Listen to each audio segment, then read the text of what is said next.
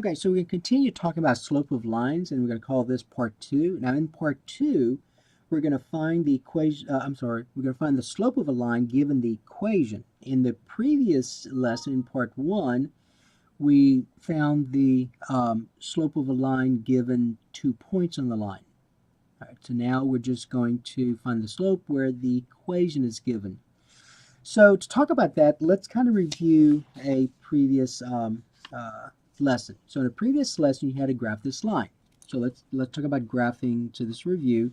So let's suppose we had this line, y equals negative 2/3 x plus, let's say, 4. Negative 2/3 x plus 4. Okay, so the way we did this in a previous lesson was we found 3 points on that line, and we used a t-table. All right, and so x, notice the y values are by itself. That's always the easy kind to deal with, where y is already by itself. So remember, one of the values we used for x was 0. So if x is 0, we got y equals negative 2/3 times 0 plus 4. Negative 2/3 times 0 is 0. 0 plus 4 is 4. So that's 4. So remember, all I need is 2 points. So normally we did 3, but I'm just going to do 2 here just because of the time constraints. So if x is, now remember, since this is a fraction right here, remember what we did was use multiples of this denominator. All right, so I'm going to use 3. So if x is 3, see, if you use like 1 or 5, you would end up with a fraction, and you would have to estimate where that is. And for our purpose that we're about to do, I don't want to use any fractions at all. So use a value of x that is a multiple of 3. So like 3, negative 3, 6, negative 6, 9, negative 9, and so on. But whatever you use, just make sure it fits within this grid line that you're provided. Okay, so this goes from 10, so this is a 10 by 10. All right, so if x is 3, I get y equals negative 2/3 times 3 plus 4. All right, so remember, some of you, if you have a little bit difficulty with multiplying fractions, you may want to rewrite this as 3 over 1. So I'm going to go down here and deal with this. Negative 2/3 times 3 over 1. And remember, you can reduce first, or you can multiply first and then reduce. It does not matter. Usually, the intent is for you to be able to reduce first. So 3 into 3 is 1. 3 into 3 is 1. And negative 2 times 1 is a negative 2. 1 times 1 is 1. So we get negative 2. So this right here is negative 2. So I get negative 2 plus 4, which is a positive 2. So I get 3, 2. Okay?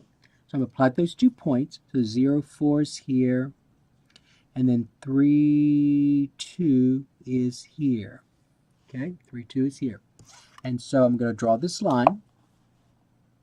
And so when I draw this line, I get this. All right. Now notice that this line is falling. So when I find the slope, I'm going to realize that the slope is going to be negative. So the line is falling. The slope is going to be negative. All right. So it has to be negative. Okay. Now let's find the slope given these 2 points. So remember, this point was 3, 2.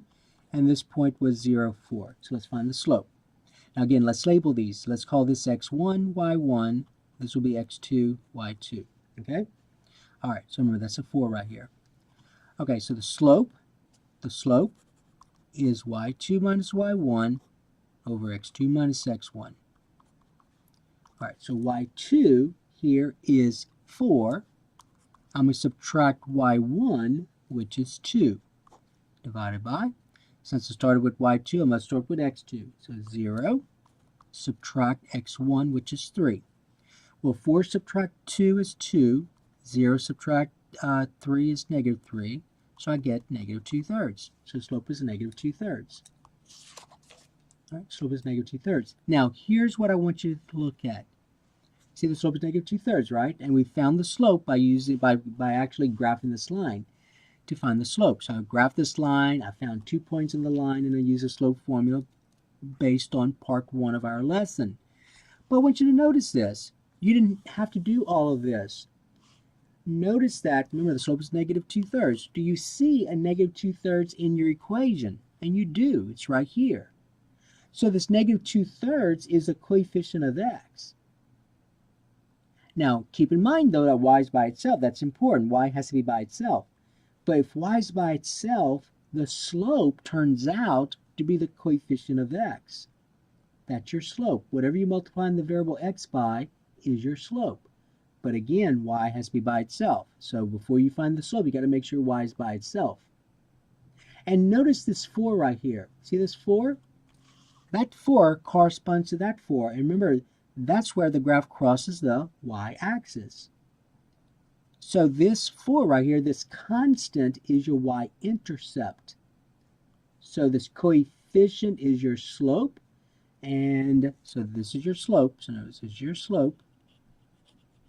And this constant is your y-intercept. Okay? That's your y-intercept. So given the equation of a line, you don't have to do what we did. In fact, don't do what we did, because it's going to, if you're timed on a quiz or a test, you're not going to have time to do this. Just get y by itself. There's your slope. The slope is negative 2/3. There's your y-intercept. That's where the graph crosses the y-axis at positive 4. Okay?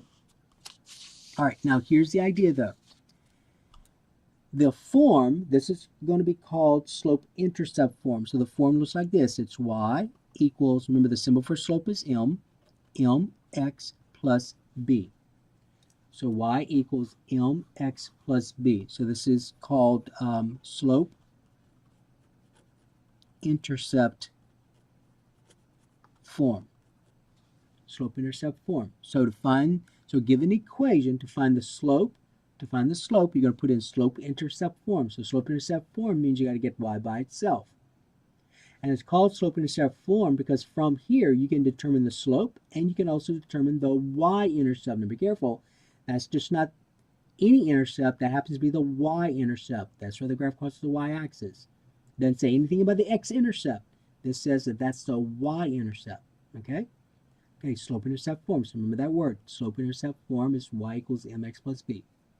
Okay, so now let's look at these examples. All right, so remember slope-intercept form, y equals mx plus b. Slope-intercept form. Okay, all right, so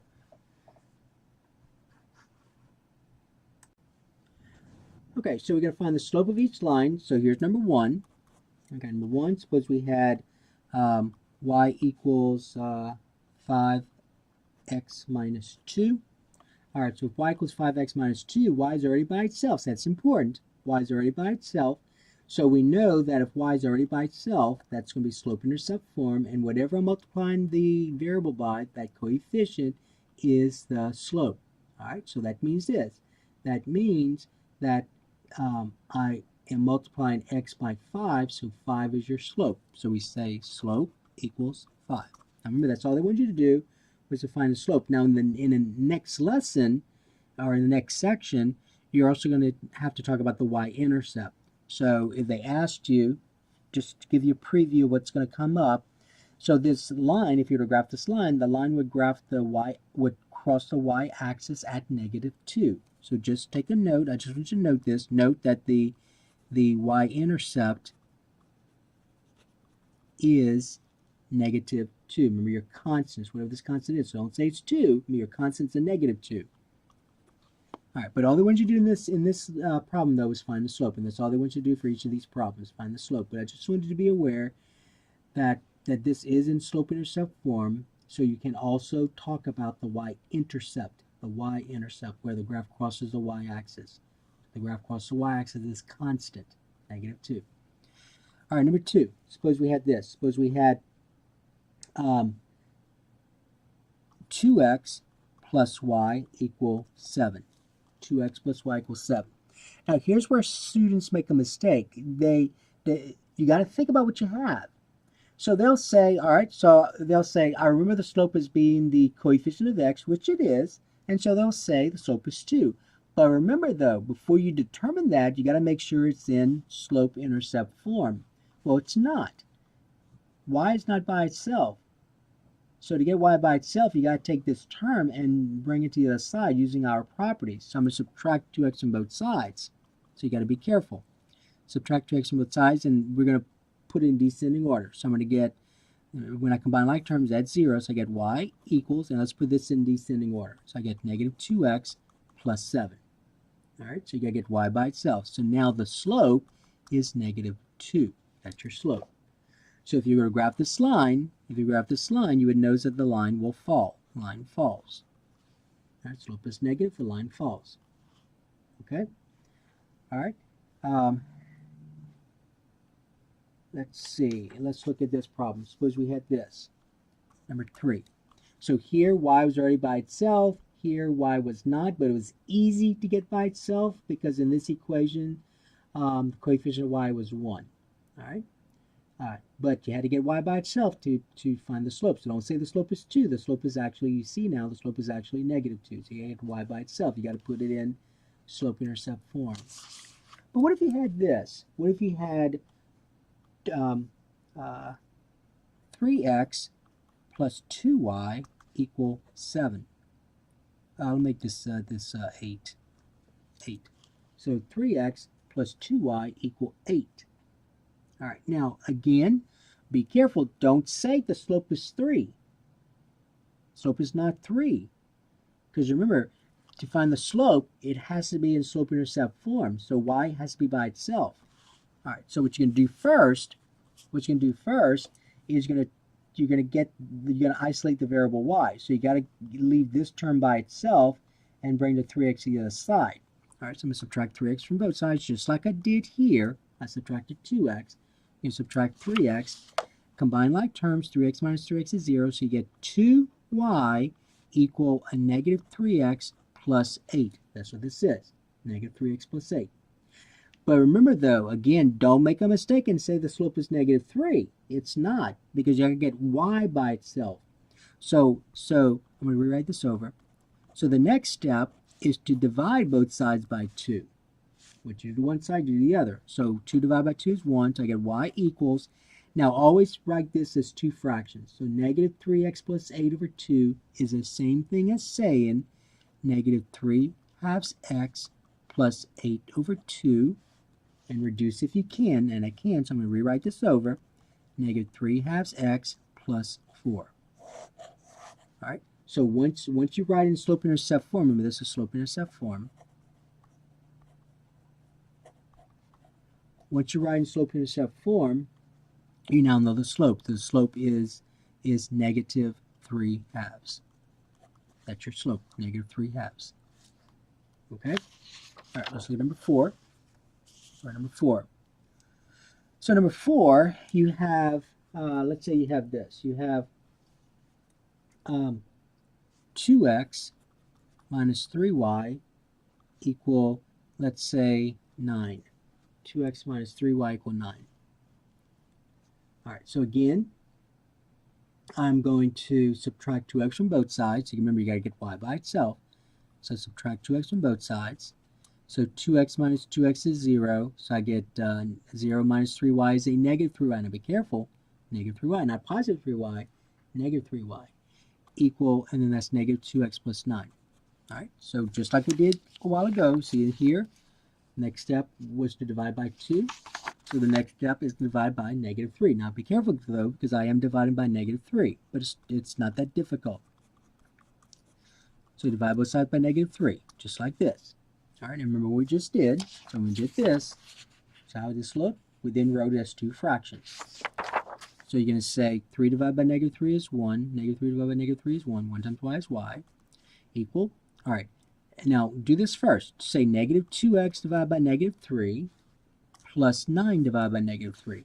Okay? So this divided by this plus this divided by this. And then reduce.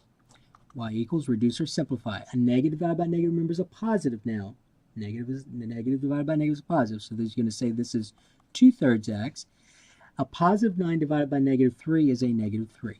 So this is slope-intercept form.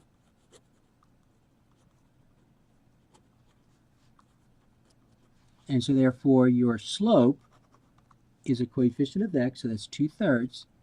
And so you found your answer, slope is 2/3. But then I just want to make a note, though. So the note, the y-intercept is negative 3. So that's why the graph is going to cross the y-axis at negative 3. Okay? All right, now, notice that in those problems we did, in those 4 problems, those equations had both an x and a y. xy, xy, xy, xy. Okay? And so notice when there was both an x and a y, we found that the slope was positive, so the line would rise. The slope is negative, so this line fell. This slope is negative, so this line fell. This slope is positive, so this line rose. Okay? Remember in part 1, we also saw that if the slope is 0, remember the slope is 0, that's a horizontal line. If the slope is undefined, that's a vertical line. Okay? All right, so let's look at this. So this is going to be number 5. So number 5, suppose we had this. Suppose we had y equals, let's say, negative 4. Y equals negative 4. Now notice the difference between this and the previous ones. In the previous ones, you had 2 variables. Notice that here, you don't see the variable x at all. You don't see the variable x at all. Okay? Now, here's what I want you to think about. All right? If one of your variables is missing, either it's going to be a horizontal line or it's going to be a vertical line. All right. Now, the best way to deal with this is to think about this graph. So if you look at the graph, now remember when I graph this, remember this means that y will always equal negative 4. So that means that along my y column, I'm going to have negative 4 no matter what x is. And so when I graph this, I get 0, negative 4, 2, negative 4. So notice when I graph this, I get 0, negative 4, 2, negative 4. So it's a horizontal line. And from part 1, we know that all horizontal lines have slope 0. So right away, you say the slope is 0. All right. So if it's y equal a number, the variable x is missing. That's a horizontal line, and all horizontal lines have slope 0. Now, I want to mention this though. Remember, the slope-intercept form is y equals mx plus b. So this right here, I can write, since there is a y variable, I can write this in that form. Now here's how you would write it. You'd have to say this though. Y equals, see there's no x, right? There's no x term, so you have to say 0 times x and then minus 4. So you gotta understand that 0 times x minus 4 is the same thing as negative 4. 0 times x is 0. 0 minus 4 is a negative 4. And so now you are multiplying x by 0, so there's your slope. That's your slope. All right. But if the variable is missing, if one of the variables is missing, I want you to think about this also. What is the graph? Is the graph horizontal or is the graph vertical? If the graph is horizontal, you know that all horizontal lines have slope 0. So right away you say 0. Okay? So y equal a number, slope is 0. That's a horizontal line. So notice this is a horizontal line.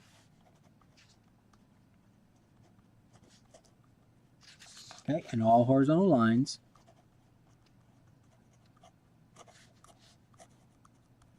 have slope 0. Okay, all horizontal lines have slope 0. All right, now let's look at this one. Number 6. Suppose we had this. Suppose we had x equal 3. X equal 3. All right. Now, again, notice that the y variable is missing. So either this is going to be horizontal or it's going to be vertical. All right. Now, hopefully at some point you can determine right away what it is. So you know that if it's y equal a number, it's a horizontal line. If it's x equal a number, if I use a t-table, that means that x always equals 3. X will always equal 3 no matter what y is. And so if I plot those points, at least 2 of them, so 3 zeros here, 3, 2 is here, and notice I get a vertical line. And in part 1, we saw that a vertical line has undefined slope. Okay, vertical line has undefined slope. Now, remember when we talked about this right here, and I said you can write this in slope-intercept form, 0x minus 4, and so the coefficient of x is your slope, so 0 is your slope. You cannot do that here because there's no y value. All right, so there's no way you can put this in slope-intercept form. You can't put this in slope-intercept form. So you have to resort to knowing whether it's a vertical or horizontal line. So if it's x equal a number, this is going to be a vertical line. And we know that all vertical lines have undefined slope. Okay, all vertical lines have undefined slope. Okay, so that's going to take care of part 2. So part 2 is where you're given an equation, and you're going to put it in slope-intercept form to determine the slope. You just got to be careful, though. If one of the variables is missing, you're going to get a vertical or a horizontal line. If it's x equal a number, it's a vertical line, and you know that all vertical lines have undefined slope. If it's y equal a number, that's a horizontal line, and all horizontal lines have slope 0. If there are two variables, if both the variable and the variable x and y are there, that means it's a slanted line. So either the slope is positive or the slope is negative. Okay? All right, so that takes care of part 2.